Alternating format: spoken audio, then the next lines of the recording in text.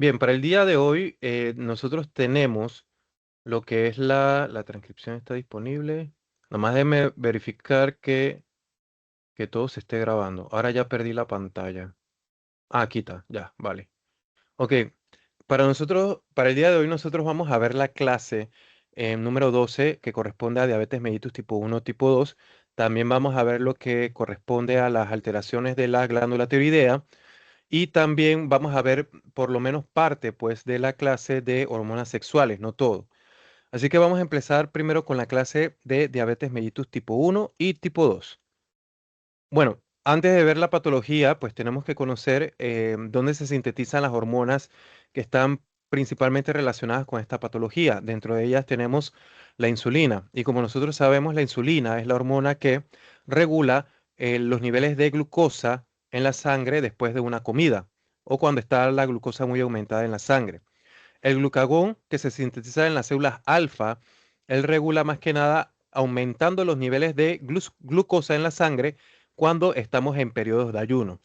Estas células, tanto las alfa como las betas, las podemos encontrar en una estructura del páncreas que se llama los islotes pancreáticos o los islotes de Langerhans, pues en el páncreas. Tenemos otras células, las delta, que secretan somatostatina y las células F que secretan polipéptido pancreático, pero para esta clase no es que no tengan importancia en su función, pero en la diabetes mellitus tipo 1 y tipo 2 no tienen relevancia. Principalmente las células alfa y beta son las que tienen más relevancia y en específico la insulina. Aquí también podemos observar un corte histológico donde vemos un islote pancreático.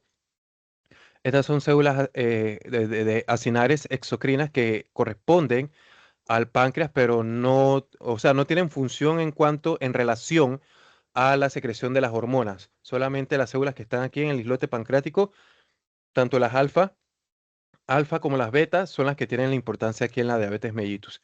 Y bien, este es un corte mucho más grande, pues, de histológico, pues, donde podemos ver todas las células acinares del exocrinas, pues, del páncreas, pero aquí tenemos los islotes pancreáticos o los islotes de Langerhans que corresponden a los que liberan las hormonas insulina y glucagón, y bueno, las demás también, pero para este tema, insulina y glucagón. Tenemos la insulina, miren que las células beta en el islote en el islote de Langerhans son las más abundantes. Bueno, aquí en la pantalla que yo tengo las veo realmente como de un color rosadito. No sé cómo ustedes lo verán allá, pero la pantalla que yo tengo no tiene muy buena, ¿cómo se dice? Muy buenos colores, pero yo las veo de color rosadito, aún así se puede distinguir los colores, pero es la más abundante. Miren que la gran mayoría de las células que están aquí son las que liberan insulina. El mecanismo de acción de la insulina, bien, él se une a receptores de membrana, los cuales están constituidos por dos unidades alfa y extracelular y dos beta intracelular, y hay una región transmembranal, pero unidos por puente disulfuro. Pero ¿qué función tiene cuando la insulina se une a estos receptores? Miren que, bueno, aparte de que se autofosforila la región interna de las células beta del páncreas y pueden fosforilar pues otras proteínas grandes que son los sustratos de receptor de insulina que tienen la capacidad de fosforilar muchas enzimas, aquí nos vamos a basar principalmente en la función. Por lo general, la función que nosotros siempre conocemos, la insulina que regula la glucosa. ¿Y cómo lo hace? Aumentando el transporte, ya que mueve estos transportadores desde el interior de la célula hacia la superficie, para poder que entre la glucosa en tejidos, por ejemplo, con el músculo esquelético y el tejido adiposo. Entonces, siempre dentro de las principales funciones que nosotros nos recuerda que nos recuerda la insulina es la captación de la glucosa para disminuir la glucosa en sangre. Pero miren, y que los tejidos lo pueden utilizar, ¿no? Pero miren que perdón, que la insulina no solamente tiene esta función, ella también aumenta la síntesis de proteínas, aumenta la síntesis de grasas y también aumenta la síntesis de glucógeno en el hígado. Y además también miren que la insulina es importante porque también aumenta el crecimiento y la expresión de genes, el crecimiento celular.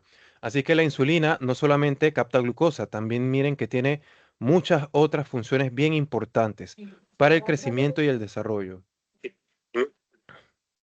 Buenas. Ah, pensé que me iban a preguntar algo. Bien. Entonces miren que los efectos fisiológicos de la insulina son varios.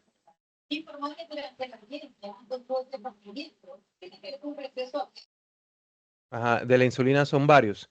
Dentro de ellos, por ejemplo, en los carbohidratos aumenta el transporte de glucosa hacia los tejidos, músculo esquelético y tejido adiposo, aumenta la síntesis de glucógeno en el hígado. Pero miren que reduce procesos como la glucogenólisis, que es la degradación del glucógeno, y la gluconeogénesis, que es la formación de glucosa a partir de otros compuestos. Claro, estos dos procesos tienen que disminuirse para favorecer la captación de glucosa y la síntesis de glucógeno. En relación a los lípidos, miren que aumenta la lipogénesis, o sea, la formación de lípidos, y disminuye la degradación de los lípidos por lipólisis y la formación de los cuerpos cetónicos también está disminuida. Y por último tenemos, por ejemplo, las proteínas. Disminuye los aminoácidos en el plasma y el nitrógeno urinario, porque más que nada, la insulina lo que hace es que para la síntesis de proteína necesita lo que es el, el, ¿cómo se llama? Se me olvida. El sustrato, perdón, la palabra es sustrato. Necesita el sustrato principal, que es los aminoácidos. Y por lo tanto, el aumento de los transportes de aminoácidos hacia los tejidos favorece la síntesis de proteína. Y claro, para que se sinteticen proteínas, se necesita que haya una disminución del proceso catabólico o degradación de las proteínas. Y sobre el tejido adiposo y muscular también aumenta la velocidad de una ATPasa, que es una proteína transportadora de iones, pero bien importante para nosotros, que es la ATPasa sodio-potasio, que lo más seguro en las clases de nervioso, ustedes de fisiología de nervioso, cuando dieron morfo, la habrán escuchado, porque es bastante famosa la ATPasa sodio-potasio. Miren que también la insulina, aquí está, miren que ella aumenta el transporte de la ATPasa sodio-potasio. Aquí tenemos la adrenalina y la aldosterona, bueno, que tienen funciones también en cuanto a este transportador, pero miren que la insulina, cuando se libera de las células beta pancreáticas, se une a su receptor de insulina en la célula y esto activa la ATPasa sodio-potasio, que miren que saca 3 sodios y mete 2 potasios dentro de la célula. Entonces esto aumenta la actividad, de la ATPasa sodio-potasio.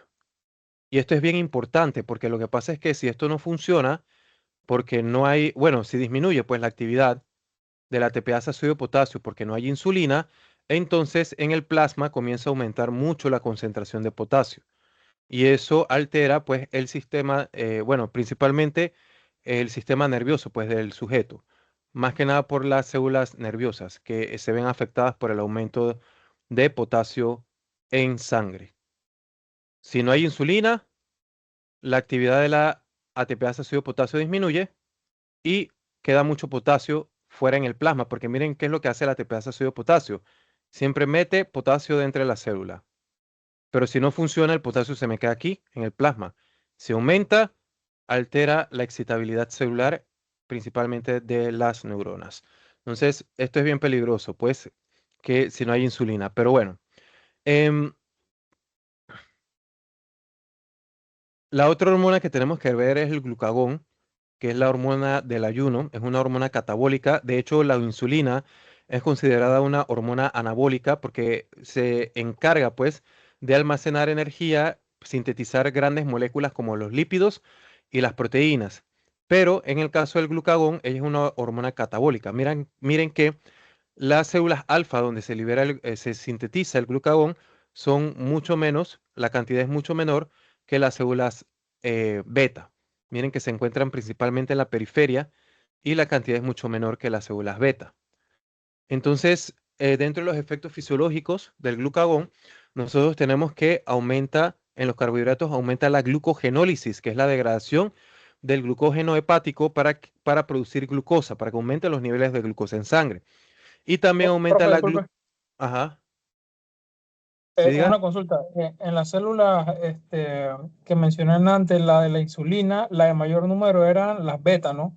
Las beta, ajá, las beta. Y en la del glucagón, que es la que acaba de mostrarnos, son las Ujú. alfa. Sí, las alfa, exacto, las alfa. Ok, vale, Ok. esa era mi Ujú. consulta. Ajá, vale, está bien.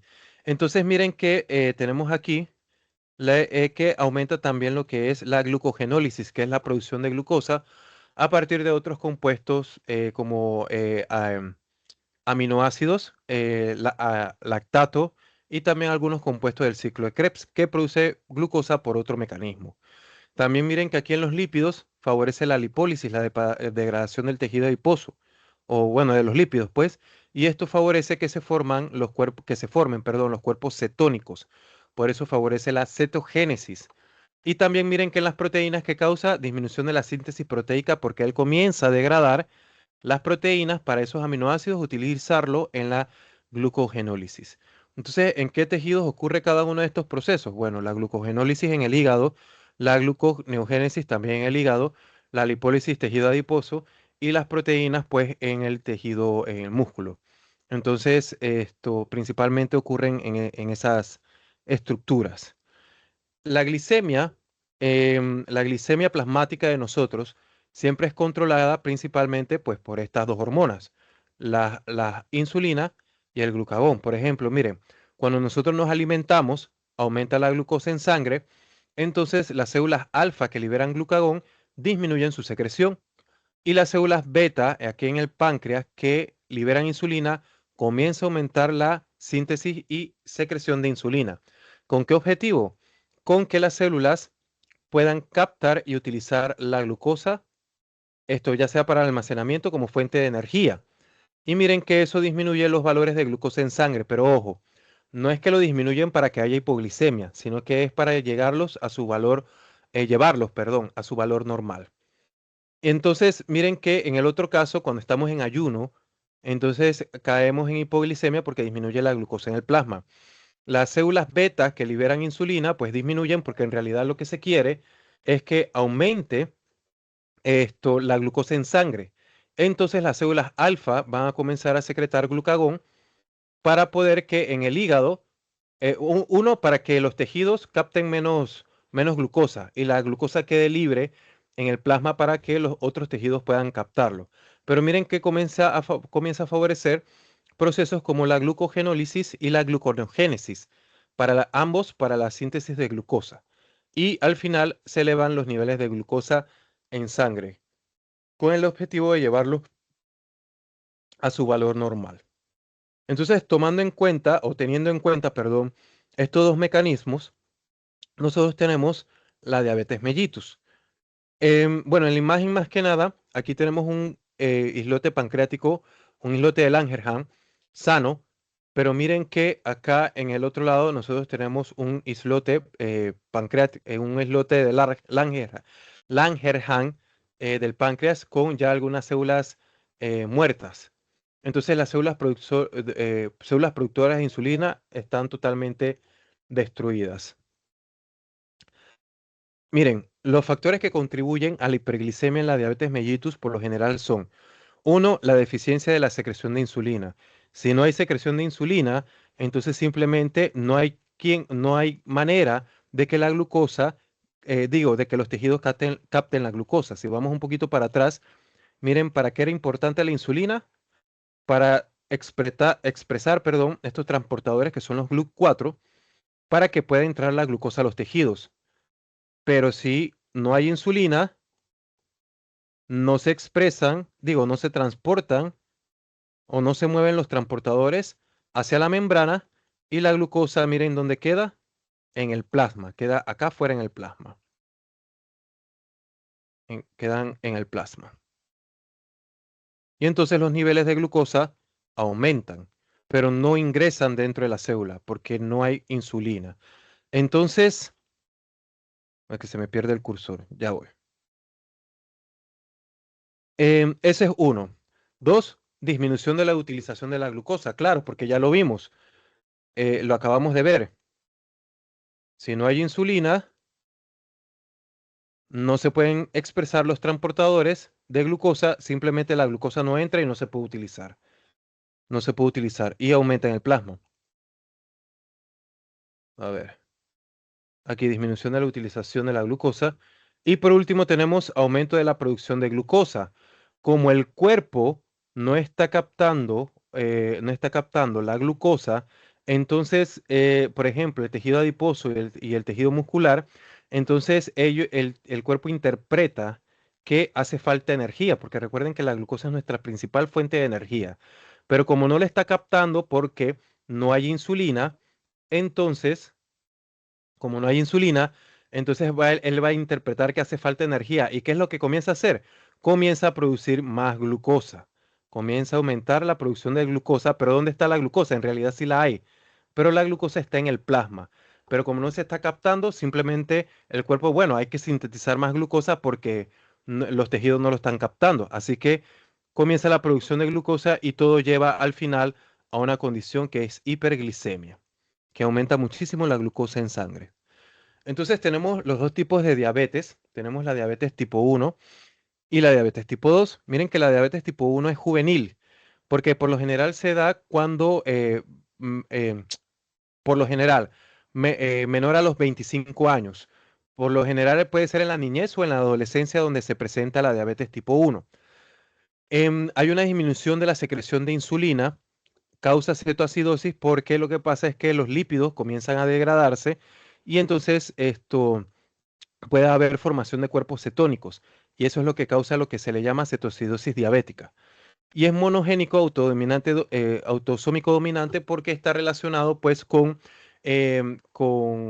factores, ¿cómo se llama? Genéticos, pues, que puede ser hereditario. Y cuando dice que hay ausencia del síndrome metabólico, se refiere principalmente a, bueno, el síndrome metabólico, si ustedes recordarán, la primera clase que nosotros vimos es un conjunto de condiciones que si presenta tres o más, que hay un síndrome metabólico y dentro de eso, de ellos, es el aumento de la glucosa en sangre. Si, por ejemplo, tiene hipertensión, aumento de la glucosa en sangre y tiene una circunferencia abdominal aumentada, entonces entra dentro del síndrome metabólico. Tenemos la diabetes mellitus tipo 2, que ese principalmente ocurre en personas adultas, alrededor de los 40 60 años, pero en la actualidad se ha visto pues ya personas más jóvenes, mucho más jóvenes, por ejemplo, de 30 años, casi 20 años, incluso se han visto adolescentes que llegan con lo que es resistencia a la insulina, listos para desarrollar diabetes mellitus tipo 2. Pero bueno, porque el estilo de vida obviamente no es igual al de antes y la alimentación tampoco es igual. Entonces se han normalizado muchas cosas, pues, y al final, pues los niños o las personas más jóvenes tienden a desarrollar diabetes tipo 2 mucho más temprano. Pero por lo general siempre se da esto después de los 40 años. Pero más que nada está relacionado a factores como la obesidad y también a otros factores ambientales desencadenantes, que es más que nada relacionado al estilo de vida también que presenta la persona. En este caso, en la diabetes tipo 2, sí hay, bueno, cuando ya llega a desarrollar la diabetes tipo 2, ya la secreción de insulina está totalmente disminuida, pero antes de eso se desarrolla lo que es la resistencia a la acción de la insulina. Y bueno, todavía se mantiene en la diabetes tipo 2, la verdad. ¿Qué es la resistencia? Es cuando hay hormona, pero el receptor no reconoce la función hormonal. En este caso es porque hay una alteración en el receptor o el mecanismo el cual el receptor actúa intracelular. Pero eso se da por todos los procesos inflamatorios que se pueden desarrollar en la diabetes mellitus tipo 2. Entonces, en este caso hay secreción anormal de la insulina también, porque está bien disminuida, y hay mayor producción de glucosa. Los diabéticos tipo 2 no cursan con cetoacidosis o si lo cursan realmente no se nota mucho.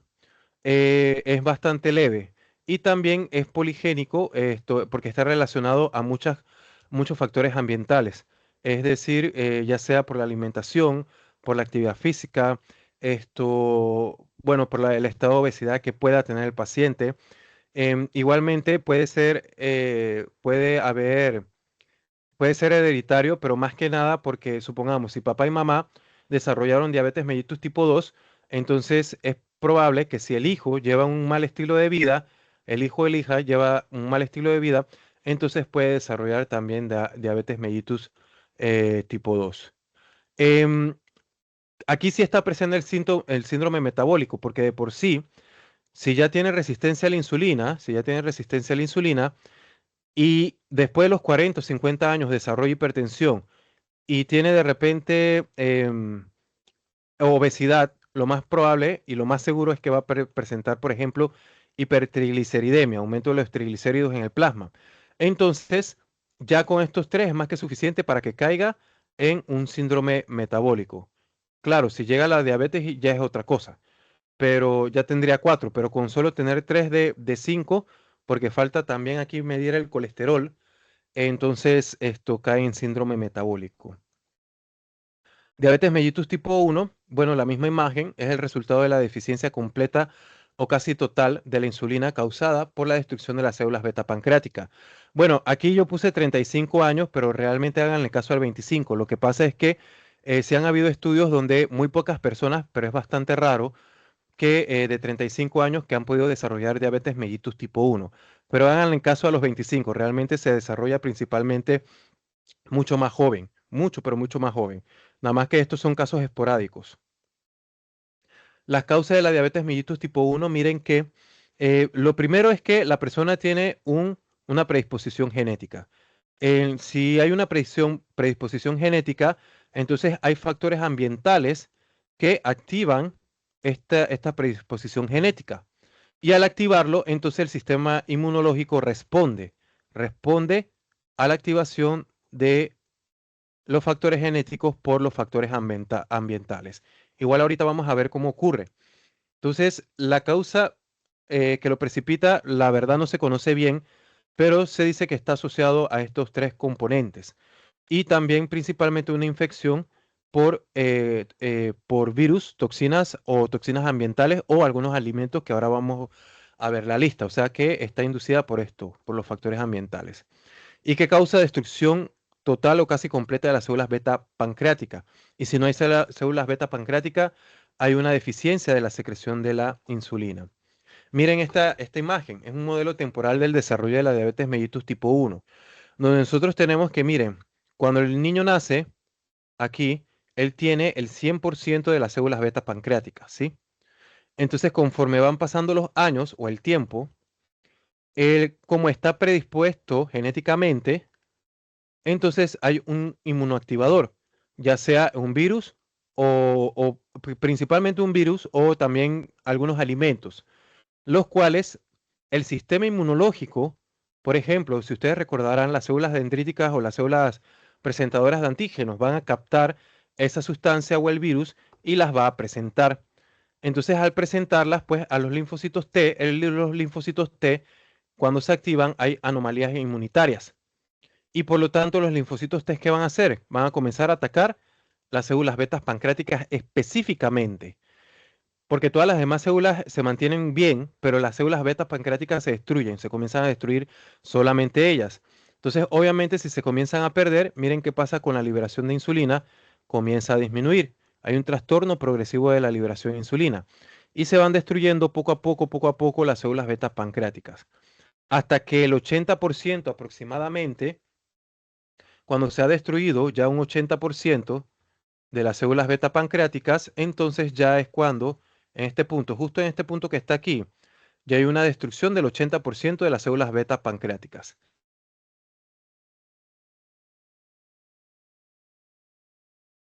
para la liberación de insulina. Entonces ya aquí cae en una diabetes mellitus. Miren que para arriba sin diabetes, pero ya cuando se destruye el 80 y este 20%, esas células no son suficientes, la insulina que libera no es suficiente para poder regular la glicemia. Entonces aquí es cuando cae en una diabetes mellitus tipo 1. Claro, conforme avanza el tiempo, se llegan a destruir todas las células beta pancreáticas, o casi en su totalidad, pero ya cuando se ha destruido un 80% ya es diabético. Miren que dentro de los factores ambientales nosotros tenemos los virus que son los principales causantes como el Coxsackie, el rubiola o el enterovirus también. La proteína de la leche de la vaca también es un factor desencadenante. Y también las nitrosaureas, que nosotros las vimos, ¿no? Las vimos cuando vimos los embutidos. Cuando vimos los embutidos, creo que fue en el segundo capítulo, que esto del curso, pues que esto también desencadena pues la respuesta inmunológica.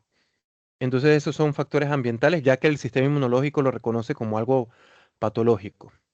En cambio, en la diabetes mellitus tipo 2, miren que aquí la persona, la secreción de insulina sí está bien. De hecho, esta curva va de derecha a izquierda, hay que verla de derecha a izquierda. En el eje de las X, de las Y tenemos la secreción de la insulina. Y en el eje de las X nosotros tenemos la sensibilidad a la insulina. Sensibilidad a la insulina es que cuando la insulina se une a su receptor, funciona muy bien. En el punto A somos nosotros. Bueno, no sé si hay alguien aquí que sea diabético tipo 2, no lo voy a preguntar tampoco, pero si usted no es diabético tipo 2, entonces somos el punto A, donde la liberación de insulina, este nivel de liberación de insulina es suficiente para unirse a su receptor y por lo tanto que funcione bien, o sea que la sensibilidad a la insulina está bien. Pero en una persona diabética tipo 2, miren qué es lo que pasa. La curva se va desplazando hacia la izquierda, hacia acá, y llega a este punto que es el punto B. El punto B, miren que si ustedes ven acá cómo estaría la secreción de la insulina aumentada. En condiciones normales estaría, digo, en esta condición estaría más aumentada en comparación al punto A. Miren que el punto A es mucho menor. Pero miren que la sensibilidad también disminuye, porque la sensibilidad aquí en condiciones normales está bien. Pero ya en el punto B, para acá comienza a disminuir porque se acerca más a cero. Y aquí también si pasa de aquí, bueno, si pasa de aquí para acá, disminuye. Pero miren que en el punto A está bien, pero en el punto B comienza a aumentar. A ver, ¿qué significa esto en el punto B? Que ya el sujeto está comenzando a desarrollar una resistencia a la insulina, es decir, una disminución de la sensibilidad a la insulina, ya que como los receptores no están respondiendo a la insulina, entonces la célula beta pancreática tiene que liberar mayor cantidad de insulina para tratar de regular ese exceso de glucosa en el plasma. En el punto B todavía puede regular la glucosa en el plasma, pero ¿a costa de qué? A costa de el aumento de la insulina, que esto no debería de estar ocurriendo. En el punto B todavía se considera que este NTG significa trastorno, trastorno, tras, tras, tras, trastorno normal de la glucosa. ¿Y por qué es trastorno? Porque la insulina está aumentado para poder capturar la glucosa, pero es un trastorno normal porque todavía este aumento de insulina puede regular los niveles de glucosa, pero de todas maneras ya hay una alteración, ¿sí? ¿Eso se entiende? Pregunto. Sí, profe. Ok, Sí, sí, vale. sí. Pero miren que en el punto C, ya aquí, en este punto, las células comienzan a disminuir la secreción de insulina. Si lo pasamos para acá, comienza a disminuir. Todavía es más alto que en el punto A, pero miren que la sensibilidad disminuye también, o sea que hay aumento de la resistencia. Entonces en este punto C le llamamos hiperinsulinemia, hiperinsulinemia. Ustedes disculpen por cómo se ve la letra, pero es que no soy bueno escribiendo aquí en la computadora. Entonces, aquí hay un trastorno, digo, ya en este punto, sí es a lo que se le llama un trastorno irregular de la glucosa o también, como ustedes le conocen, una intolerancia bueno, una intolerancia a la glucosa o a la insulina. Y en este punto C es lo que se le dice que la persona es prediabética. ¿Sí? Prediabética. En este punto C la persona es prediabética, pero ¿por qué es prediabética? Porque todavía miren que la secreción de la insulina está un poquito más aumentada en relación al punto A, pero en este punto ya él no puede controlar los niveles de glucosa en sangre, es decir, que los niveles de glucosa plasmática, plasmática, están aumentados. De glucosa plasmática están aumentados. ¿Sí? Entonces, como los niveles de glucosa todavía están, bueno, están aumentados porque esta secreción de insulina no es suficiente para regularla. ¿Pero por qué? Porque ha disminuido la sensibilidad a la insulina, o sea, la glucosa se me queda en el plasma. Si esto sigue progresando, llegamos al punto D. Y en el punto D, miren cómo está la sensibilidad bien disminuida. Es decir, que hay un aumento de la resistencia a la insulina.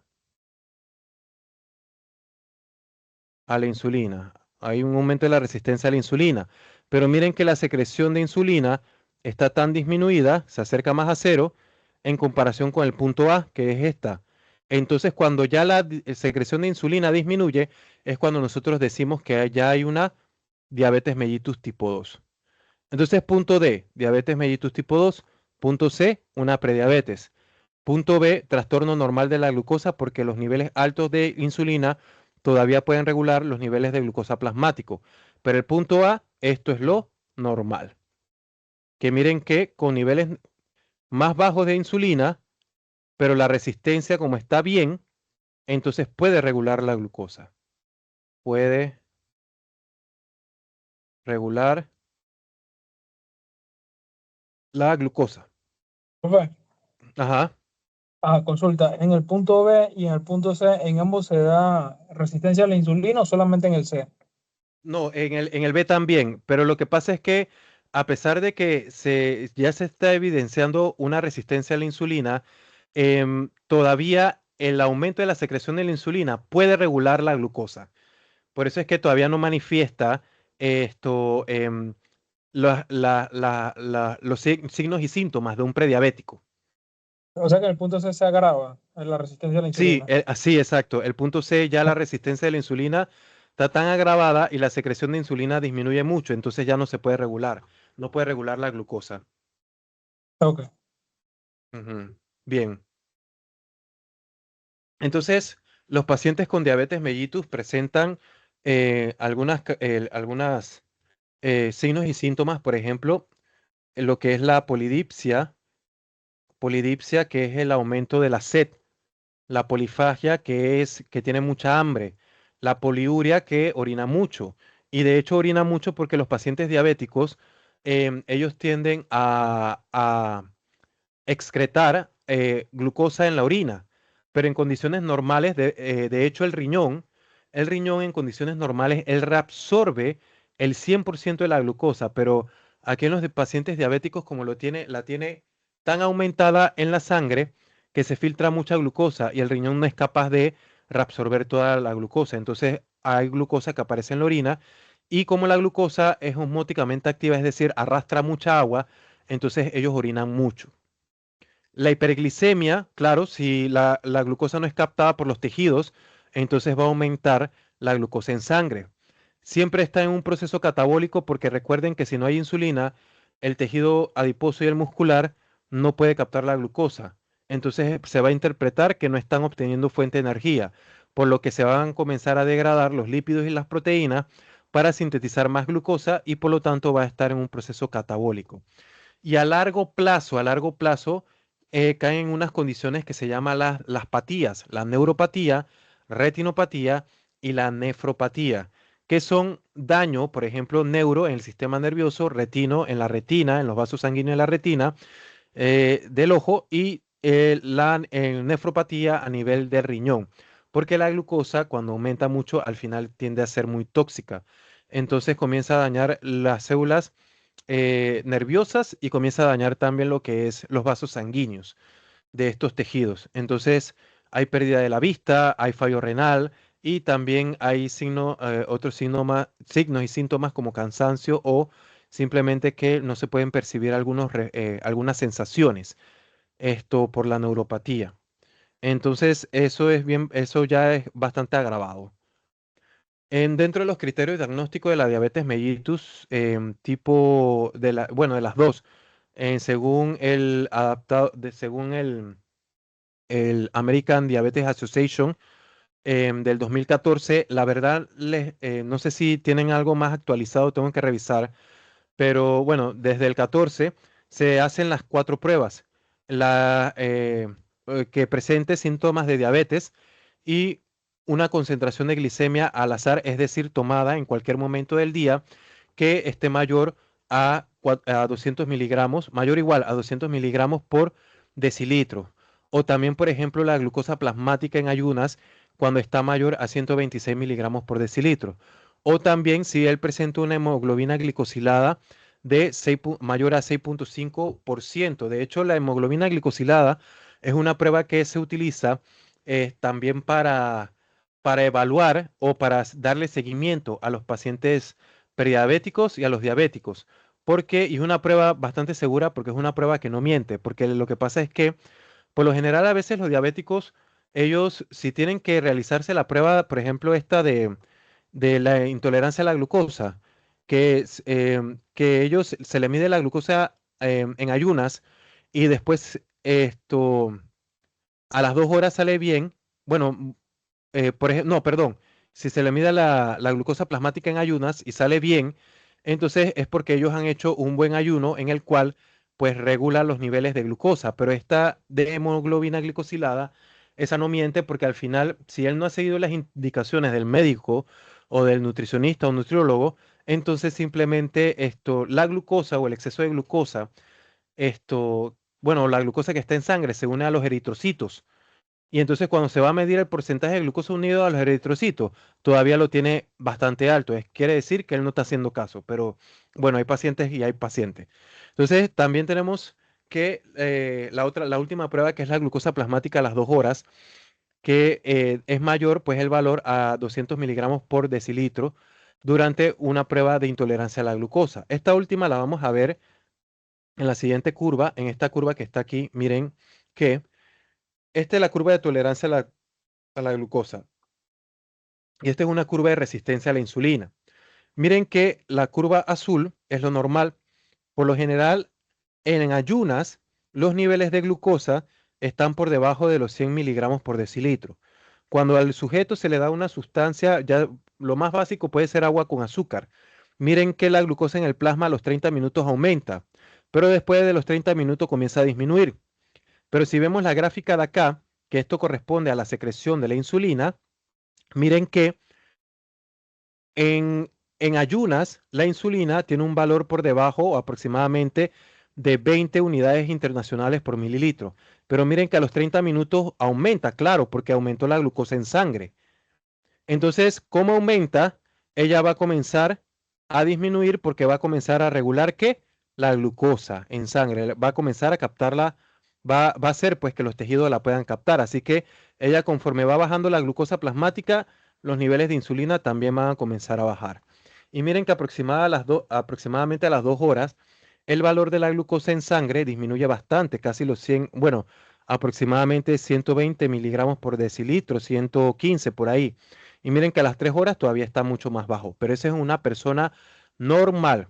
Si vamos al prediabético, recuerden que el prediabético tiene resistencia a la insulina, es decir, que a pesar de que haya mucha insulina, los receptores no ejercen la función que deben de realizar y por lo tanto la glucosa no se capta tan fácil. Entonces, miren, los prediabéticos pueden tener una glucosa en ayunas aproximadamente 100, 120 miligramos por decilitro. Se le da la solución agua con azúcar, que es lo más básico. Y miren que los niveles plasmáticos de glucosa en un prediabético aumenta a la hora, a diferencia que el normal aumentaba a los 30 minutos y disminuía, a la hora es que están bien aumentados y de hecho hasta más aumentados que el normal, pero miren que a la hora es que comienza a descender los niveles de glucosa. Pero miren cuál fue el sacrificio que tuvo que hacer el páncreas en la prediabetes para poder tratar de regular eso y a las 2 horas ni siquiera lo regula bien, porque está por arriba de 150 miligramos por decilitro. Entonces, pero miren el sacrificio que tuvo que hacer el páncreas, aumentar muchísimo la secreción de insulina a la hora para poder disminuir este valor de glucosa. Y aún así no llega a lo normal. Y como no llega a lo normal, miren que todavía a las 2 horas los niveles de insulina están bien altos en comparación al normal, que miren que por acá está bien, pero bien bajo, ¿sí? A las 2 horas. Y de repente a las 3 horas es que disminuye, pero no como el normal, que sé yo, pueden ser unos 60 unidades internacionales por mililitro que disminuye, pero no llegan aproximadamente a los 40 o 30 de lo normal. Entonces tenemos también lo que es la diabetes mellitus grave y más grave. La menos grave es esta naranjadita que está aquí. Miren que en ayunas ya los valores de glucosa en sangre son por arriba de 126 miligramos por decilitro. Y miren que a la hora es cuando llega el pico más alto y va descendiendo, pero a las 2 horas y a las 3 horas todavía los valores están por arriba de 200 miligramos por decilitro. Y miren la liberación de la insulina. Si ustedes ven, en el menos grave, la insulina es verdad que aumenta y el punto o el pico más alto de los niveles de insulina es aproximadamente a las 2 horas. Pero si ustedes comparan este punto con el punto del normal, con el punto del normal, a ver si me sale aquí el pulso. Bueno, ahí más o menos, ¿no? Miren que si trazamos, bueno, ustedes imaginen que es una línea recta, pero no me va a salir. Miren que a pesar de que las 2 horas aumentó bastante, los niveles de insulina a las 2 horas todavía son menores que lo normal.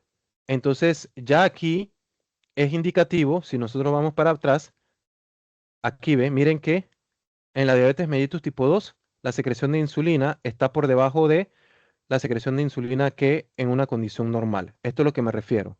Aquí está disminuida, esto es lo normal. Entonces, si vamos para acá, aquí está disminuida, pero aquí es lo normal. Entonces, esto ya es diabetes mellitus tipo 2 menos grave. ¿Qué quiere decir menos grave? Bueno, que puede ser que esté empezando el desarrollo de la diabetes mellitus tipo 2, pues. Y tenemos el más grave. Miren que el más grave ese no secreta nada, casi nada de insulina, está bien, bien por debajo. Y miren que como no secreta casi nada de insulina, miren cómo está la glucosa en sangre. En ayunas está por arriba de 200 miligramos por decilitro. Y miren que a las 2 horas está por arriba casi en 400 miligramos por decilitro. Y a las 3 horas aproximadamente está entre 350 a 400 miligramos por decilitro. O sea que no hay manera de regular esa glucosa en sangre porque no tenemos insulina, no hay absolutamente nada de insulina. Bien, y este cuadro, bueno, no sé si eso se entendió, la comparación. Disculpen, es que voy en automático. Si se entendió ese cuadro de estas curvas, me dicen si sí o si no. Sí, profe, sí. Ok, vale, está bien. Entonces, miren acá, este es un esquema que lo hice cuando no tenía nada que hacer, pero entonces miren que aquí resume prácticamente todo lo que hemos visto de la diabetes mellitus tipo 1 y tipo 2. En la diabetes mellitus tipo 1 asociado con un desencadenante inmunológico que lleva a la destrucción de las células beta en individuos con predisposición genética. Esto lleva a una pérdida de la capacidad de la producción y secreción de la insulina y la persona cae en una diabetes mellitus tipo 2 que puede presentar poliuria, polidipsia y polifagia, las 3P. Esa es bien importante, las 3P. Tenemos la diabetes mellitus tipo 2 asociado con obesidad y que causa resistencia a la insulina. Y también eso causa hiperinsulinemia, lo vimos en la gráfica.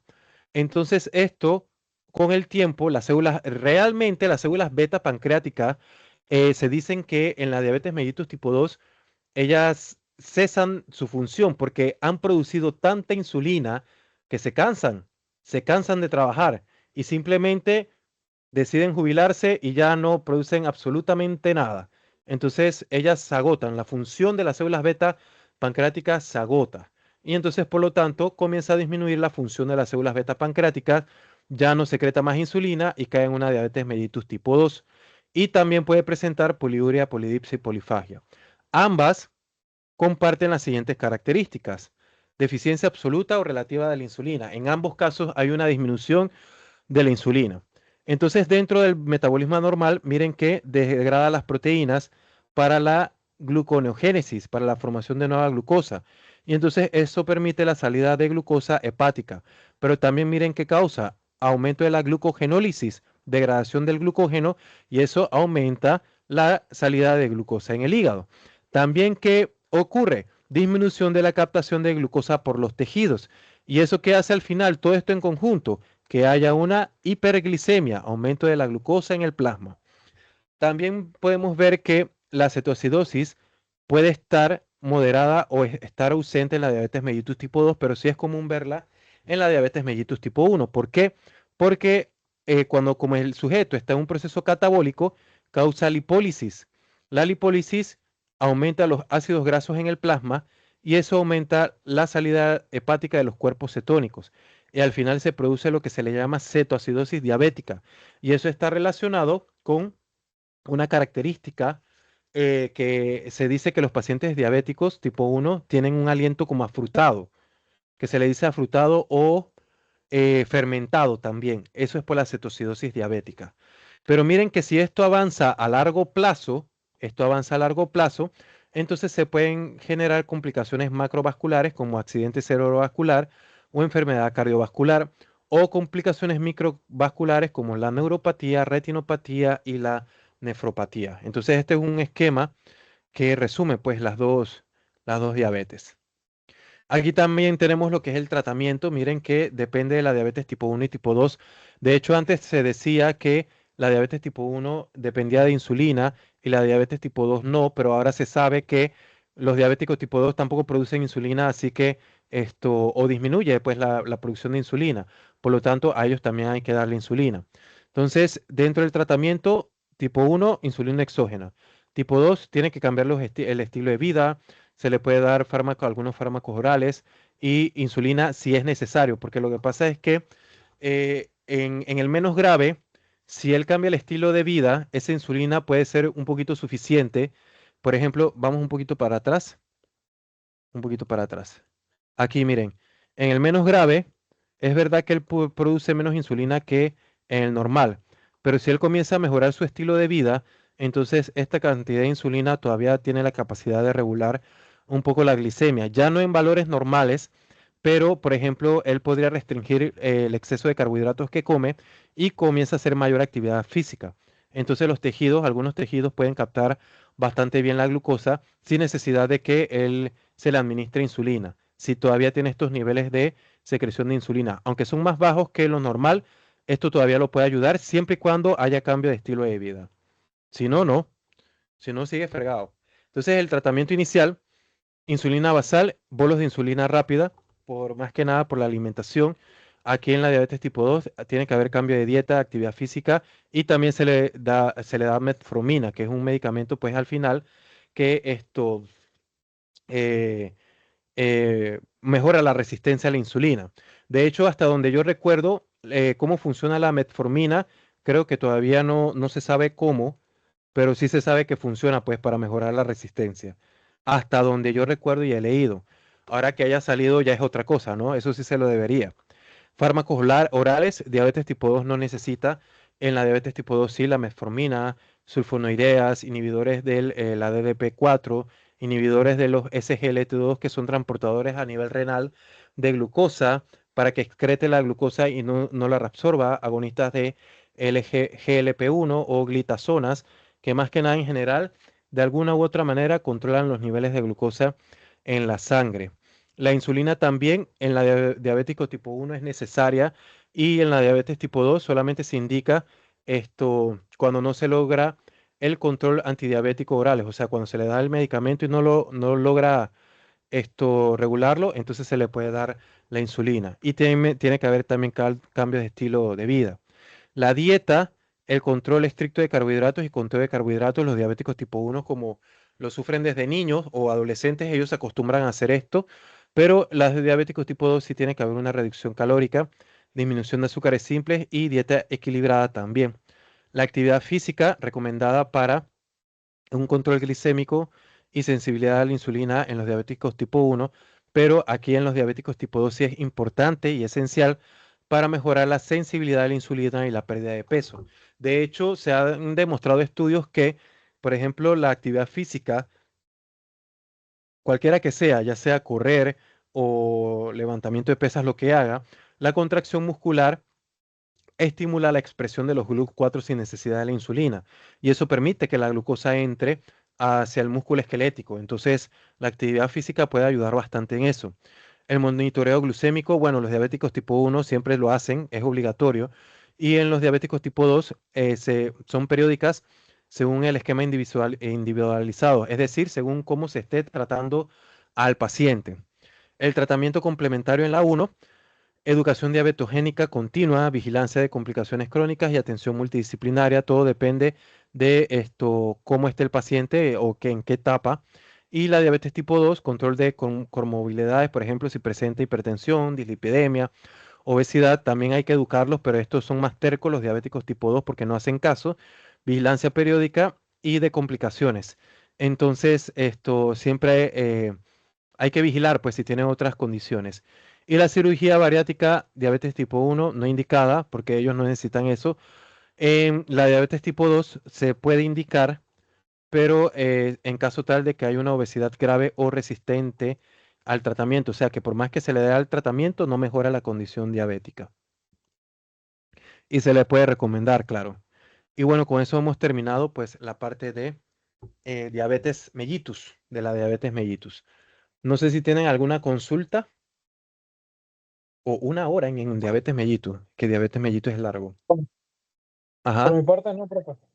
ok, vale. Con respecto a las clases de hormonas tiroideas, pues las dos hormonas tiroideas que conocemos, la trillodotironina y la tiroxina, la T3 y la T4, que son las hormonas que se sintetizan en la glándula tiroides. Entonces, recuerden que la secreción hormonal, recuerdan la primera clase, ¿no? Que el hipotálamo libera hormonas como la TRH, hormona liberadora de tirotropina, que estimula la adenopófisis para estimular la secreción de la hormona estimulante de tiroides, la cual va a actuar en la glándula tiroides para aumentar la secreción de T3 y T4. Si estas aumentan muchísimo en el plasma, van a inhibir la secreción de la TSH y la TRH. Entonces, bien, esta es una tabla de todas las funciones fisiológicas de las hormonas tiroideas y miren que ellas es importante conocerlas, pues porque realmente si ellas afectan, todos estos procesos también se afectan. Así que, por ejemplo, en el sistema nervioso central estimula el desarrollo normal del cerebro, la sinaptogénesis, o es decir, la formación de la sinapsis, o sea, la conexión de célula con célula y la mielinización de las células del sistema nervioso. En el hígado aumenta la captación y el metabolismo de los lípidos y el colesterol. En el corazoncito, miren lo que hace, incrementa la frecuencia y la frecuencia cardíaca y la fuerza de contracción cardíaca al aumentar la sensibilidad de las catecolaminas. Bueno, también realmente lo hace por otros mecanismos, pero también aumenta la capacidad pues, de que las catecolaminas se puedan unir a los receptores beta 1 en el corazón. En el músculo esquelético regulan el crecimiento y la remodelación muscular, estimulando la síntesis y degradación proteica. Eso es lo que se le llama remodelación muscular. Ejerce ambos procesos, la síntesis y degradación, pero para que se esté generando siempre el músculo. El tejido adiposo estimula la lipólisis mediante activación de enzimas dependientes de hormonas. En el riñón aumenta el flujo plasmático renal y la filtración glomerular. En el intestino delgado, miren que incrementa la motilidad intestinal y la absorción de carbohidratos. En el hueso promueve el crecimiento y la remodelación ósea. En todo el cuerpo en general, elevan el gasto energético y la producción de calor al aumentar la actividad metabólica. Y en la piel, el tejido subcutáneo regula la síntesis de proteínas estructurales, ya que su deficiencia acumula pues unas proteínas estructurales que se llaman glucosaminoglucanos y eso causa un tipo de edema que se llama mixedema, es un edema duro. Pero ese edema duro, ¿por qué es duro? Porque realmente como es desencadenado por presencia de proteínas que arrastran agua, entonces cuando uno toca la piel, entonces se siente bien, bien dura la piel. Entonces, las hormonas tiroideas se miden, ya sea la T3 y la T4 total, que mide la concentración total de hormonas tiroideas en sangre, tanto la fracción libre como unidas a proteínas transportadoras. Lo que pasa es que las hormonas tiroideas, cuando viajan en sangre, viajan unidas a proteínas. Entonces se miden tanto las que están libres por ahí y las que están unidas a proteínas. También se mide la T4 libre, que únicamente determina la cantidad de T4 libre, que es una forma activa, pues, para que llegue a los otros tejidos y se convierte en T3. Y también se miden los niveles de TSH, que es importante para diferenciar los trastornos primarios y secundarios de las glándulas tiroideas. ¿Sí? Que, por ejemplo, el hipotiroidismo primario es por T3 y T4 cuando están disminuidos, mientras las TSH se encuentran elevadas. Eso ya lo vamos a ver ahorita con calma. Entonces, estos son los valores mínimos y máximos, los rangos máximos de las hormonas tiroideas T3 y T4 que vamos a encontrar por picomoles por litro. Y estos son los niveles mínimos y máximos de la hormona TSH que vamos a encontrar por 1000 unidades internacionales por litro. Em, Miren que otras pruebas complementarias también para evaluar la función tiroidea Una de las que se hace es, por ejemplo, la medición de los anticuerpos antiperoxidasa, anti-TPO, que es útil para el diagnóstico de enfermedades autoinmunes como la enfermedad de Hashimoto. También la captación de yodo radioactivo, el yodo 123, que evalúa la capacidad de la glándula tiroidea para captar y retener yodo. Esto, y que es esencial, pues, que el yodo realmente es la sustancia, una de las sustancias principales que se utiliza para producir las hormonas tiroideas. Se necesita yodo. Por eso es que nosotros en nuestra población muy poco se sufre de bocio, bocio por deficiencia de yodo, porque lo que pasa es que la sal que nosotros consumimos tiene yodo, es sal yodada. Entonces, con niveles bajos de sal yodada que nosotros consumimos en nuestra dieta, es más que suficiente para que la glándula tiroidea sea funcional. También se utilizan algunos estudios de imagen como gamografías, tiroideas, ecografías, tomografías, perdón, computarizadas y resonancias magnéticas que permiten evaluar la estructura glandular, identificar nódulos y valorar la actividad funcional de la glándula tiroides. Tenemos una de las condiciones que es el bocio. El bocio es más que nada un agrandamiento pues, de la glándula tiroide que se puede presentar tanto en hipotiroidismo, disminución de las hormonas tiroideas, eutiroidismo cuando hay niveles normales de hormonas tiroideas o hipertiroidismo cuando hay aumento de la secreción de las hormonas tiroideas. En cualquiera de las tres condiciones puede haber bocio y puede ser difuso o nodular, difuso sin nódulos visibles o nodular con presencia de una o más múltiples masas palpables. O sea que cuando uno toca, entonces se sienten como una especie de bultos en la glándula tiroide. El bocio difuso suele evolucionar hacia una forma nodular con el tiempo si persiste el estímulo que lo está causando. Entonces, miren aquí, nosotros tenemos la glándula tiroidea normal, entonces aquí tenemos el bocio nodular, porque miren que si usted toca la glándula tiroidea, entonces aquí se siente como un bulto, acá se siente plano, pero acá se siente un bulto, entonces ya ese es un bocio nodular. Entonces el bocio difuso es que puede haber crecimiento de toda la misma glándula tiroidea, pero es como más parejo, y como es más parejo, entonces simplemente no se siente que en un lugar es plano y aquí hay un nódulo, sino que todo se siente agrandado por igual, pues es un crecimiento total de la glándula tiroides. Miren que en algunas poblaciones, pues que viven, por ejemplo, fuera del mar o lejos del mar, que no tienen acceso al yodo, ya sea por la sal o ya sea por los mariscos también, entonces ellos tienden a desarrollar lo que es el bocio. Miren este agrandamiento de la glándula tiroides, pero más que nada porque simplemente no tienen yodo. Y bueno, ¿y cómo se desarrolla? Simplemente, si no hay yodo, no hay glándula tiroidea. Entonces, digo, no hay hormonas tiroideas, perdón. Y si no hay hormonas tiroideas, se comienza a producir mucho lo que es la TSH, esta hormona que está aquí, esta, la TSH. Porque miren, yo les había explicado a ustedes que si la T3 y T4 aumenta, entonces disminuye la secreción, debe de disminuir la secreción de la TRH y TSH. Pero ¿qué es lo que pasa? Este es para la regulación. Pero si no hay hormonas tiroideas, entonces este sistema va a interpretar que como estos niveles de estas hormonas tiroideas están bajos o simplemente no hay, entonces, bueno, principalmente que están bajos, entonces, ¿qué va a ocurrir? Va a comenzar a aumentar la TRH y la TSH para tratar de producir mayor cantidad de hormonas tiroideas. Pero si no hay sustrato como el yodo, si no hay sustrato como el yodo para producirlas, eso nunca va a ocurrir. Pero la TSH lo que comienza a hacer es que comienza a agrandar la glándula tiroides porque la está poniendo a trabajar mucho. Entonces la pone a trabajar mucho que causa hipertrofia de la glándula tiroides y como causa hipertrofia de la glándula tiroides, entonces se genera el bocio. Pero a pesar de que trabaja mucho, no hay producción de hormonas tiroideas o la producción está bien, pero bien disminuida de las hormonas tiroideas. ¿Por qué? Porque no hay yodo, porque no hay yodo y él es necesario para, para la producción de las hormonas tiroideas. Entonces, este es un tipo de mecanismo de retroalimentación, el cual, si no hay hormonas tiroideas, van a secretarse las otras hormonas para tratar de aumentar la secreción de las hormonas tiroideas. Entonces, miren que hay hipertrofia, hiperplasia también, porque es hipertrofia y hiperplasia de la glándula tiroides, del epitelio folicular como mecanismo compensador ante un estímulo persistente como la deficiencia de yodo o la disfunción tiroidea. Eso es lo que les acabo de explicar. El crecimiento glandular suele ser proporcional al grado y la duración del estímulo. Mientras más el estímulo persista, o sea, mientras menos yodos hay durante mucho tiempo, más grande va a crecer la glándula tiroides. Los bocios multinodulares pueden comprimir estructuras vecinas como el esófago. La persona puede presentar dificultad para tragar. La tráquea puede sentir que se ahoga o o que no puede inspirar, pues, o sea, inspirar, estridor inspiratorio, palabras sencillas es que le cuesta tomar aire.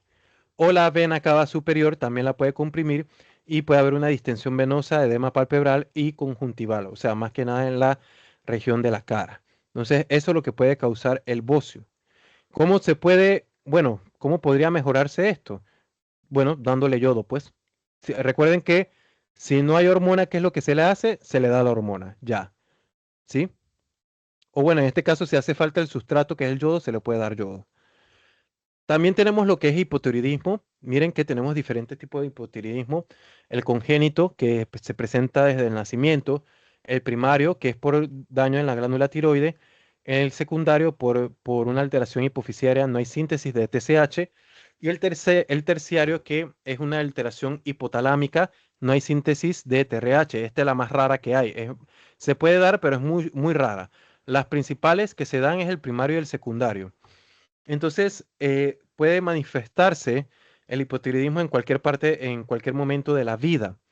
Y la forma congénita, por ejemplo, se debe generalmente a disgenesia tiroidea, que más que nada son errores en cuanto a la síntesis hormonal o un defecto genético, pues, en la producción de estas hormonas.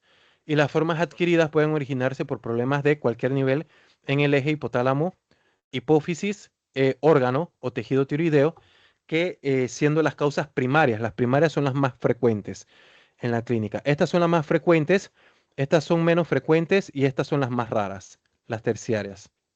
Entonces, si hablamos del congénito, miren que la etiología puede ser ausencia de la glándula tiroides, no hay un desarrollo adecuado, pues, o no hay desarrollo, pues, de la glándula tiroide o de aquellos componentes anatómicos, pues, que causan el desarrollo, pues, de la glándula tiroide.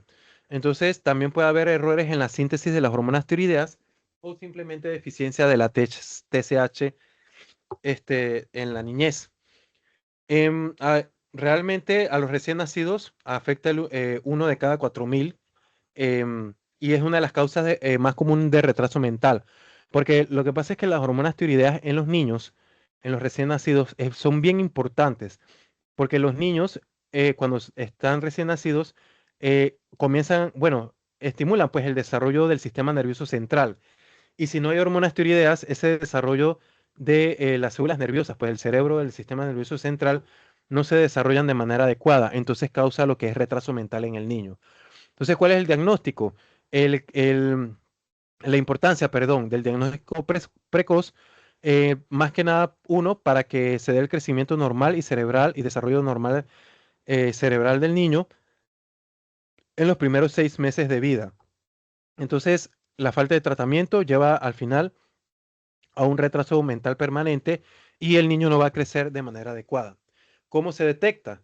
Pues simplemente se le saca sangre, miren, que se le hace se le puya en el talón para sacar sangre y se le mide T3, digo T4 y TSH. Si están en niveles normales ya se sabe que está bien, pero si están disminuidas, entonces ya lo que hay que hacer es darle tratamiento al niño lo antes posible.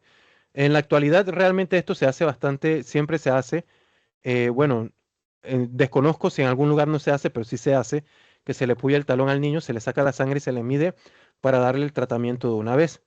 Y recuerden que ¿cuál es el tratamiento? Si no hay hormona, entonces ¿qué se le da? Hormona, se le da la levotiroxina, que es la T4 sintética, lo más pronto posible una vez que se diagnostica. Entonces, debe comenzar antes de las 2 semanas de vida también, sí, para prevenir daños neurológicos. La dosis se ajusta según el crecimiento del niño y los niveles hormonales que él tenga y se le tiene que dar seguimiento como todo. Em, Bien, más que nada ese sería en el congénito. A ver qué puedo rescatar de aquí. Cuando el tratamiento es temprano y adecuado, el pronóstico neurológico físico es excelente. Los niños tratados antes del primer mes de vida generalmente desarrollan una inteligencia normal y un crecimiento adecuado, demostrando la importancia crítica de los programas de detección neonatal.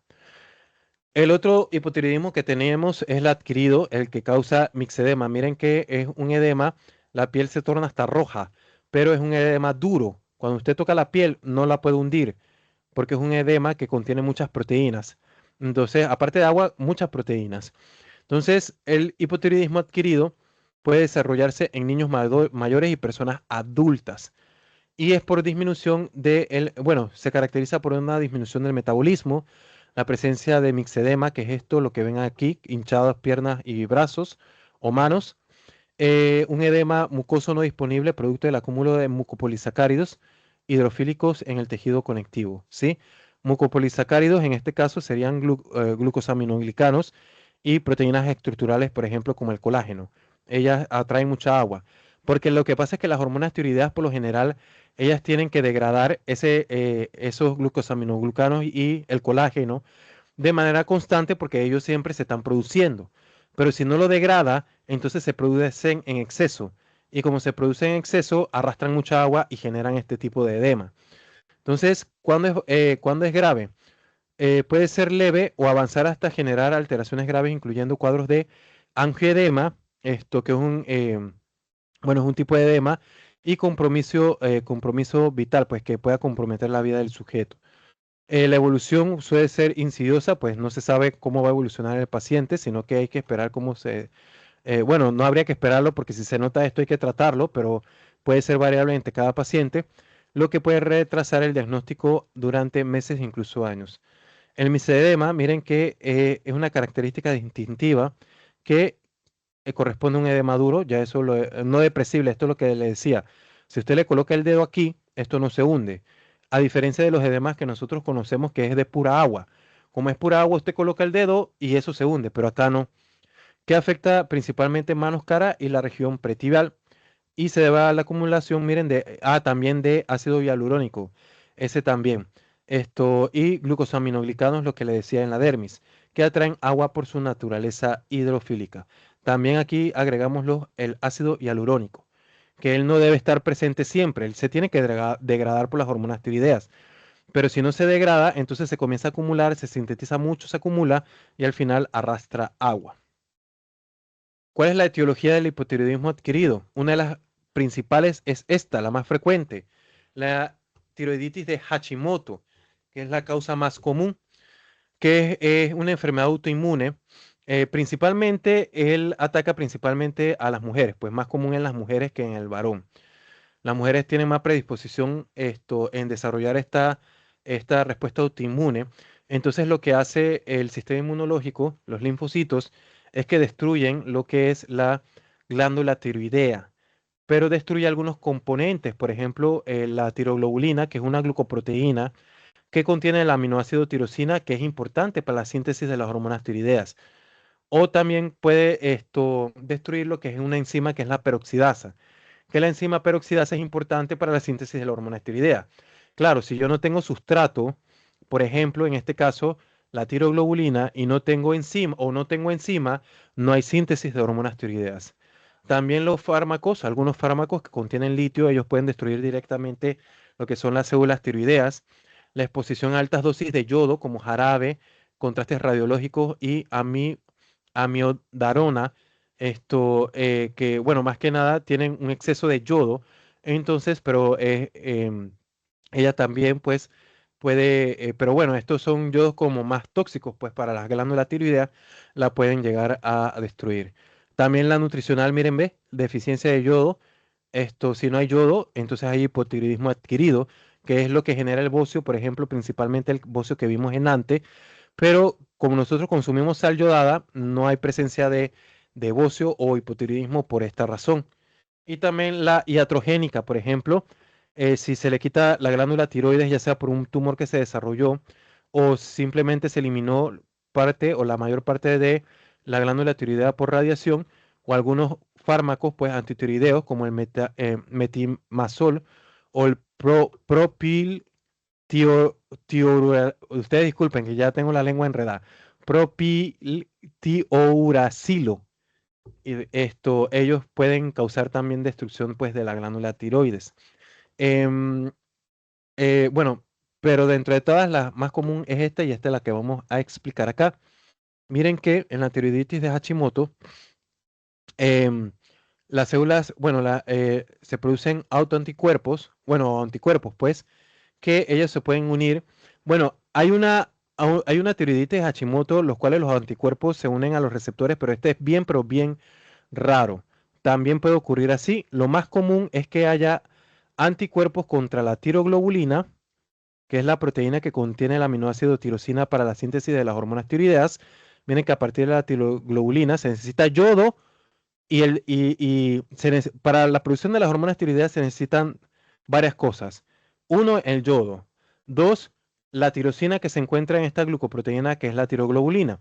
Y tres, la enzima peroxidasa, porque miren, tiroglobulina por acción de la peroxidasa sintetiza T3 y T4. Pero como hay anticuerpos contra la tiroglobulina y el sistema inmunológico destruye la tiroglobulina, entonces no se puede formar, aunque haya TPO, no se puede formar T3 y T4. Pero si hay anticuerpos que atacan bueno, que se unen pues a la peroxidasa, miren que la peroxidasa es importante para la T3 y T4, pero si el sistema inmunológico la ataca, no hay producción de T3 y T4. Entonces, si no hay sustrato, no hay producto. Entonces, así es como ataca la tiroiditis de Hashimoto. Entonces, dentro de las manifestaciones de la tiroiditis de Hashimoto, en el hipotiroidismo, miren que puede causar cabello grueso, seco, quebradizo, pérdida de la cola, de las cejas, la persona puede estar pálida, hay macroglosia, o sea, aumento del tamaño de la lengua, letargo y anomalías de la memoria porque altera el sistema nervioso, edema periorbitario o abogotamiento facial, que más que nada es aumento del tamaño pues, de la cara, voz ronca y gruesa por ¿cómo se le llama? El edema, el angioedema, que se engrosan todas estas estructuras que están aquí y le cuesta hablar, pues, disminución de la sudoración, siente mucho frío porque porque las hormonas tiroideas tienden a aumentar la temperatura corporal, pero como si están disminuidas, entonces la persona puede sentir mucho frío. El pulso cardíaco también es lento, puede presentar cardiomegalia, atrofia gástrica, no hay movilidad intestinal, puede presentar estomacal e intestinal, perdón, estreñimiento, gana mucho tejido adiposo porque al final esto se acumula por disminución de las glándulas tiroideas y puede presentar edema en manos y pies. En manos y pies. Miren que las manos están gruesas y los pies miren cómo están de hinchados. Y entonces también puede presentar debilidad muscular porque no hay una adecuada síntesis de proteínas. Bueno, también esto puede alterar los ciclos ovulatorios y simplemente no hay ovulación bueno, ciclos donde no haya ovulación, una menorragia en la mujer. Ese es en el caso de la tiroiditis de Hashimoto. Entonces, ¿cuál es el diagnóstico? Se hacen pruebas para evaluar la anti-TPO principalmente y antiperoxidasa. También hay otra prueba que creo que no la puse aquí, no, que también se mide los anti-TG. Aquí está. No está acá, pero sí está en la imagen. Anti-TPO es para ver si hay anticuerpos contra la peroxidasa. Y anti-TG para ver si hay anticuerpos contra la tiroglobulina. Entonces, estas son las dos pruebas que se hacen, principalmente esta porque es un poquito más común. También que se mide los niveles de T4. Si la T4 está baja y la TSH está aumentada, entonces se sabe que hay un hipotiroidismo de tipo primario, que eso es lo que se observa. Entonces, recuerden que el tratamiento, si no hay hormonas tiroideas, ¿qué se le da? Hormonas tiroideas. Entonces, en este caso se le da la levotiroxina sintética. Se recomienda mantener la misma formulación para evitar variaciones en las concentraciones séricas, o sea, lo que se le da al paciente, dependiendo de cuánto le haga falta, que se mantenga siempre la misma dosis. Y se le tiene que dar, obviamente, un seguimiento clínico y de laboratorio periódico, para ver cómo está el tratamiento y si hay que ajustar, pues, después del seguimiento clínico. Entonces, miren, estos son los tipos de hipotiroidismo primario, secundario y terciario. En el primario, recuerden que el daño está en la glándula tiroides, por lo tanto vamos a tener T3 y T4 disminuidas. Y como están disminuidas, vamos a encontrar TRH y TSH aumentada. En el secundario, recuerden que eso va de abajo para arriba. Entonces el daño es en la hipófisis, en la adenipófisis. Y la adenipófisis, recuerden que ella libera TSH. Si la TSH está disminuida, T3 y T4 también. Pero se puede encontrar una TRH aumentada. Aunque actualmente la TRH no se mide, o sea, hasta donde yo sé, no se mide para el diagnóstico del hipotiroidismo, porque principalmente, porque la verdad la cantidad de TRH es tan baja que es un poquito difícil medirla, pero eso es lo que se espera en caso tal de que se llegue a medir. Lo que sí se mide en sangre es la TSH y la T3 y T4. Pero miren, en el caso de un hipotiroidismo terciario que puede ocurrir, pero es muy raro, es el hipotálamo el que tiene alguna lesión y si hay TRH disminuida, hay TSH disminuida y hay T3 y T4 también disminuida. ¿Sí? Entonces, eso es lo que se puede presentar. No sé si tienen alguna pregunta hasta ahí para ver enfermedad de Graves, que ese es lo contrario, ese es un hipertiroidismo. No No sé si... no por mi parte, profe. No, ok, bien. Entonces vamos a ir al lado contrario, a la enfermedad de Graves. La enfermedad de Graves es una causa de hipertiroidismo y es la enfermedad, es una de las condiciones más comunes que hay. Que se puede presentar. Y adivinen, lamentablemente afecta principalmente a mujeres que a hombres. Entonces, em, em, también es una respuesta inmunitaria, pero en este caso, miren que lo que pasa es que el sistema inmunológico lo que hace aquí es que estimula la glándula tiroides para producir más T3 y T4. A diferencia de la tiroiditis de Hashimoto, Hashimoto la destruye. Pero en la enfermedad de Graves el sistema inmunológico la estimula, porque ella más que nada eh, hace la función como si fuera como si fuera la TSH. Ella se une a los receptores de la TSH y comienza a estimularla. Y miren que esto lo que causa es, por ejemplo, un bocio difuso, o sea, un aumento de la glándula tiroides, porque toda la glándula tiroides comienza a trabajar y aumentar de tamaño. Exoftalmos, que es oftalmopatía, que miren que es pareciera que los ojos se estuvieran saliendo. Y también dermatopatía infiltrativa son como algunas ronchas que aparecen pues en la piel, pues que puede aparecer, que ocasionalmente, no todo el tiempo, pero lo más característico es el bocio el exoftalmos. Los anticuerpos miren que estimulan el receptor de la TSH, lo que les mencionaba, de manera persistente, independientemente del control de la TSH o TRH, que esto resulta de una producción hormonal muy excesiva o aumentada. Entonces, en la enfermedad de Graves, miren que es la más común de hipertiroidismo afectando a las mujeres. Esto es lo que les decía, principalmente afecta a las mujeres entre los 20 a 40 años, con una prevalencia estimada entre el 0.5 al 1% en personas menores de 40 años. Genera ¿cómo se llama? Anticuerpos que estimulan el receptor de la TSH. O sea, que el receptor no le estimula la TSH, sino que son los anticuerpos que cuando se unen comienzan a estimularla. Bueno, lo que dice acá abajo es lo mismo que acabo de decir. Y dentro de las manifestaciones características, la triada clásica es hipertiroidismo, el bocio difuso y la oftalmopatía. O sea, aumento de las hormonas tiroideas, el bocio y el exoftalmos. Siempre se observan esas tres características. El bocio puede ser simétrico porque es difuso, o sea, crece toda la glándula tiroides esto de manera normal, pues no normal, sino que todo al mismo tiempo, que no pareciera que tuvieran nódulos, pero puede coexistir con otras enfermedades también inmunitarias que pueda presentar el paciente. Y miren aquí que en la enfermedad de Graves, las células beta aquí producen anticuerpos que parecen proteínas tiroideas. Entonces, la tiroides es estimulada por la inmunoglobulina. Y miren que esto es la, ¿cómo se llama? Se me olvida la palabra, lo acabo de decir. Este es el anticuerpo que al final se va a unir al receptor de la glándula tiroides, del folículo tiroideo, pero miren que no la destruye, sino que aumenta la actividad de la glándula tiroides. Y por eso es que en este caso tenemos T3 y T4 bien elevadas en la enfermedad de Graves. Entonces, dentro de las manifestaciones clínicas, miren que las manifestaciones están relacionadas con las funciones fisiológicas. Recuerden que siempre lo que se observa aquí, si la hormona aumenta, ustedes esperan que las funciones fisiológicas aumenten en el sujeto.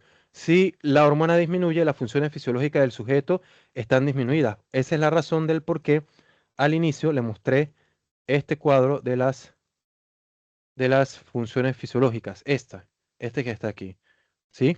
Entonces miren que cuando hay hipertiroidismo, aquí presenta cabello delgado, el esoftalmos, nerviosismo y inquietud porque estimula mucho el sistema nervioso, el bocio porque aumenta la actividad de la glándula tiroide, aumenta la frecuencia cardíaca y el gasto cardíaco por aumento de la contracción de los músculos cardíacos, hiperexia, pérdida ponderal, pierde mucho tejido adiposo, temblor fino por el sistema nervioso, oligomenorrea, desgaste muscular porque degrada mucha proteína, sudoración, intolerancia al calor, claro, porque el metabolismo está tan aumentado que eh, que la persona pues tiene mucha calor, siente mucha calor y puede presentar mixedema pretibial, pero ese es bien, bien no es en las extremidades ni en los pies, o sea, no es en la mano ni en los pies, sino es que una especie de hinchazón en la tibia, pero esto solamente en esa área, y es como un enrojecimiento lo que va a presentar ahí. Entonces, el tratamiento para el hipertiroidismo, recuerden que si tiene muchas hormonas tiroideas, simplemente hay que, bueno, tratar de eliminarlas. ¿Y cómo se hace en este caso? Como la glándula tiroidea está muy hiperactiva, entonces se le puede dar yodo radioactivo, pero este es un yodo radioactivo diferente. Es el yodo 131, que este yodo lo que hace es que destruye selectivamente el tejido tiroideo que está funcionando excesivamente, porque al final, como la glándula tiroidea está funcionando de manera excesiva, entonces, em, ya va. Ok. Entonces, cuando capta ese yodo radioactivo, entonces él comienza a destruir esas células que están funcionando de manera excesiva. También, bueno, es importante no dárselo en embarazo ni en la lactancia, porque lo que pasa es que al final, como esto es yodo radioactivo, si se lo pasa al niño, entonces el niño puede generar mutaciones, porque es un niño en crecimiento. Bueno, en el embarazo es un feto en crecimiento y en desarrollo, y eso puede generar mutaciones, y en la lactancia, como es un bebé en desarrollo, entonces también puede generar mutaciones en las células del bebé. Entonces, por eso no es recomendable dárselo cuando esté en embarazo y lactancia. De hecho, cuando se le da esto, tiene que tener mucho cuidado en el contacto, pues, con los familiares también y principalmente con los niños. También se puede hacer cirugía tiroidea, pues simplemente se quita parte de la glándula tiroidea o toda la glándula tiroidea y eso disminuye las hormonas tiroideas, pero en ese caso, si se le quita toda la glándula tiroidea, cae en un hipotiroidismo porque ya no produciría hormonas tiroideas. Pero ¿cuál sería el tratamiento? Darle hormonas tiroideas, se le da levotiroxina, pero lamentablemente pues es durante toda la vida, pero es lo mejor que se puede hacer. También esto se le puede dar fármacos antitiroideos, por ejemplo, el Propil o Uracilo y el metonidazol que inhiben la síntesis de las hormonas tiroideas. ¿Sí? Antes les mencioné que en general disminuyen o simplemente alteran la función de las glándulas tiroideas, pero en este caso, estos fármacos lo que hacen, ya para ser más específico, inhiben la síntesis de las hormonas tiroideas. Y miren que el PTU, pues lo que causa también es que bloquea la conversión periférica de T4 a T3. Les explico. Lo que pasa es que la glándula tiroidea, por lo general, libera más T4 que T3. Pero en los tejidos periféricos, la acción principal o las funciones fisiológicas es la T3, pero por conversión de la T4 a la T3. O sea que la T3 es la hormona activa en los tejidos, ¿sí? La T4 simplemente, bueno, también es activa, pero ella se secreta mayormente en T4 para que pueda viajar durante mucho más tiempo a la sangre y llegar bien a los tejidos. y cuando llega bien a los tejidos, entonces ahí es cuando se convierte en T3 y la T3 es la que ejerce las funciones fisiológicas. Y también tenemos algunos beta bloqueantes como el propanolol, el atenolol o el metoprolol, que todos los LOL, que controlan los síntomas adrenérgicos como la taquicardia, el temblor y la ansiedad, pues que puede presentar el sujeto con enfermedad de Graves.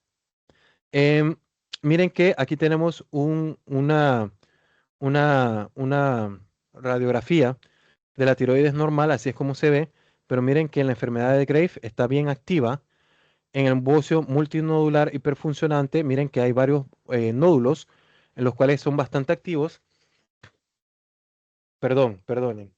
Y también un adenoma tiroideo tóxico, que es más que nada un tumor, pues, en la glándula tiroidea que esto produce muchas hormonas tiroideas, pero es un punto específico.